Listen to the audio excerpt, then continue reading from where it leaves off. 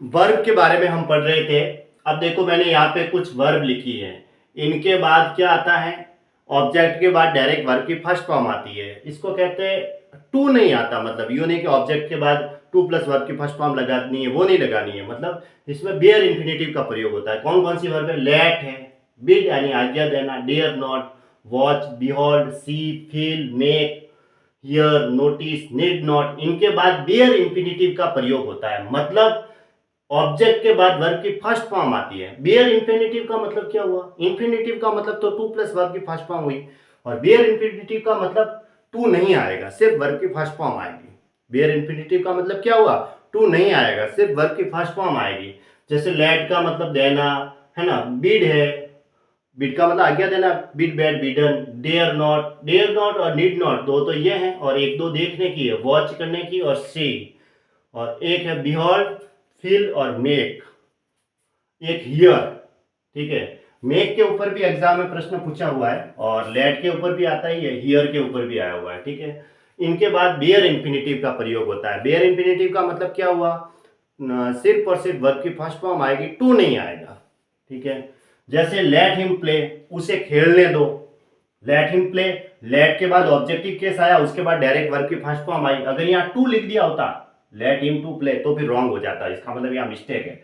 Object के बाद यहाँ भली वर्ब की फर्स्ट फॉर्म है, इसके आगे टू नहीं आएगा, क्योंकि यहाँ पे लेट आई हुई है ना। तो इनके बाद ऑब्जेक्टिव केस आया, अगर यहाँ टू आता तो फिर रॉन्ग हो जाता, डायरेक्ट ऑब्जेक्टिव केस के बाद वर्ब की फर्स्ट फॉर्म आएगी। इसका मतलब हुआ बेयर इंफिनिटिव, यानी वर्ब की फर्स्ट फॉर्म के आगे टू नहीं आएगा इसमें, लेट में, है ना। ये है, जैसे आई मेड हर लाफ, मैंने उसे हंसाया। ठीक है, मेड आई, मेक की सेकेंड फॉर्म आई मेड, और उसके बाद ऑब्जेक्टिव के, और उसके बाद डायरेक्ट वर्ब की फर्स्ट फॉर्म आई है। यहाँ अगर टू लिखा होता तो फिर रॉन्ग हो जाता। ठीक है, we saw him do the work, हमने उससे काम करते हुए देखा। देखो सी की सेकंड फॉर्म आई सा, ऐसे डब्लू, उसके बाद ऑब्जेक्टिव केस, और उसके बाद डायरेक्ट वर्ब की फर्स्ट फॉर्म आई है। ये एकदम सही है। आई बैड हिम गो, हमने मैंने उसे जाने को कहा, आज्ञा देना या जाने को कहा। आई बैड हिम गो, देखो बैड, बीड की सेकंड फॉर्म आई bade, B A D, bid की सेकंड फॉर्म बैड आई, और हिम ऑब्जेक्टिव केस, उसके बाद डायरेक्ट वर्ब की फर्स्ट फॉर्म आई है। बस ये तो थे एक्टिव वॉइस वाले वाक्य में, ऐसे आएगा लेट, उसके बाद में ऑब्जेक्टिव केस, उसके बाद डायरेक्ट वर्ब की फर्स्ट फॉर्म आई, टू नहीं आएगा। लेकिन पैसिव वॉइस वाक्य होगा तो पैसिव वॉइस के वाक्य में फिर टू आएगा। कैसे? क्योंकि ऑब्जेक्टिव केस आगे आ जाएगा, हेल्पिंग वर्ब आएगी, उसके बाद वर्ब की थर्ड फॉर्म आ जाएगी, और उसके बाद अगर वर्ब लगानी है तो टू प्लस वर्ब की फर्स्ट फॉर्म आएगी, क्योंकि दो वर्ब एक साथ तो लिखी नहीं जाती ना।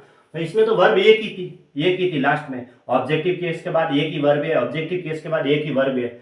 अब इसमें देखो पैसिव वॉइस में इंफिनिटिव आएगा, इंफिनिटिव मतलब टू प्लस वर्ब की फर्स्ट फॉर्म, बेयर इंफिनिटिव मतलब सिर्फ और सिर्फ वर्ब की फर्स्ट फॉर्म, टू नहीं इसके आगे, ऐसा। जैसे he was bid to go, अब देखो बीड आया, बीड के बाद ऑब्जेक्टिव केस आना चाहिए था, लेकिन ऑब्जेक्ट तो अब सब्जेक्ट के रूप में आ जाएगा, पैसिव वॉइस का वाक्य है। तो देखो यहाँ टू आया है, क्यों आया? कि दोनों वर्ब है ना, दोनों वर्ब एक साथ लिखी जाएगी तो बीच में तो टू आएगा ही, और बीड के लिए क्या लगाना है? टू लगाना है बीड के बाद। ये पैसिव वॉइस वाला वाक्य है, क्योंकि वाज के बाद क्या है?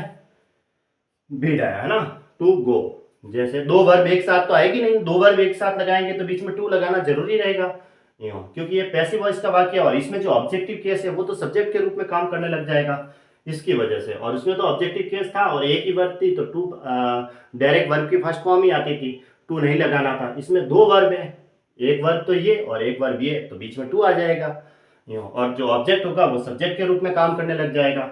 ही वॉज मेड टू रन, उसे दौड़ाया गया, इसका मतलब होता है उसे दौड़ाया गया। देखो वाज के बाद देखो वर्ब की थर्ड फॉर्म आई मेड, तो इसका मतलब ये पैसिव वॉइस का वाक्य है, क्योंकि हेल्पिंग वर्ब के बाद वर्ब की थर्ड फॉर्म आ रही है। और उसके बाद देखो रन एक और वर्ब है, तो इसके बीच में क्या लगेगा? टू लगेगा, क्योंकि यहाँ दो वर्ब हो गई, इसमें तो एक ही वर्ब थी, इसमें क्या है? दो वर्ब है, तो बीच में एक टू लगाना है, क्योंकि ये पैसिव वॉइस का वाक्य है, क्योंकि इसमें ऑब्जेक्ट है वो सब्जेक्ट के रूप में काम करने लगे, और हेल्पिंग वर्ब प्लस वर्ब की थर्ड फॉर्म आई है। सी वॉज मेड टू लाफ, उसे हंसाया गया, है ना, सी वॉज मेड टू लाफ। देखो वाज के बाद वर्ब की थर्ड फॉर्म आई और लाख भी हंसना वर्ब की फर्स्ट फॉर्म है, तो इनके बीच में टू लगेगा, दो वर्ब हो गई, यहाँ टू लगेगा क्योंकि ये पैसिव वॉइस का वाक्य है।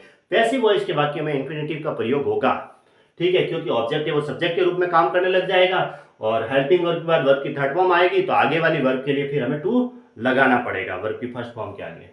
ये था। देखो एक कंजक्शन होता है, उसमें देन के बाद भी बियर इंफिनिटिव का प्रयोग होता है। कंजक्शन में देखो देन के बाद बियर इंफिनिटिव का मतलब देन के बाद टू नहीं आएगा, डायरेक्ट वर्ब की फर्स्ट फॉर्म आएगी। देन के बाद क्या आएगा, टू नहीं आके डायरेक्ट वर्ब की फर्स्ट फॉर्म आएगी। You had better consult A doctor.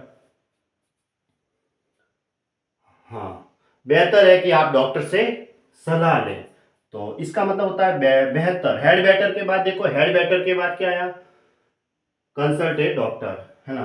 Head better के बाद वर्ब की फर्स्ट फॉर्म आती है, कंसल्ट आया। देखो आगे, he had better read than write, है ना। देखो हैड बेटर के बाद रीड वर्ब की फर्स्ट फॉर्म तो आई है और आगे देन का प्रयोग हुआ है, तो देन के बाद यहाँ टू नहीं लगाना, टू राइट नहीं आएगा, देन के बाद डायरेक्ट वर्ब की फर्स्ट फॉर्म आएगी क्योंकि इनके बीच में क्या आ गया है, देन लगेगा। देन लगा हुआ है तो देन के बाद टू नहीं आएगा, डायरेक्ट वर्ब की फर्स्ट फॉर्म आएगी। और हेड बेटर का मैंने कहा ही था, हेड बेटर के बाद क्या आती है, वर्ब की फर्स्ट फॉर्म आती है, तो रीड वर्ब की फर्स्ट फॉर्म आ गई है, हेड बेटर के बाद रीड वर्ब की फर्स्ट फॉर्म आ गई है। आगे और वर्ब है तो इनके बीच में अगर देन का प्रयोग हुआ तो देन के बाद टू नहीं आएगा, इसका मतलब होता है बेयर इंफिनिटिव, ओनली वर्ब की फर्स्ट फॉर्म आएगी। ये भी सेंटेंस दोनों सही लिखे हुए हैं, ठीक है।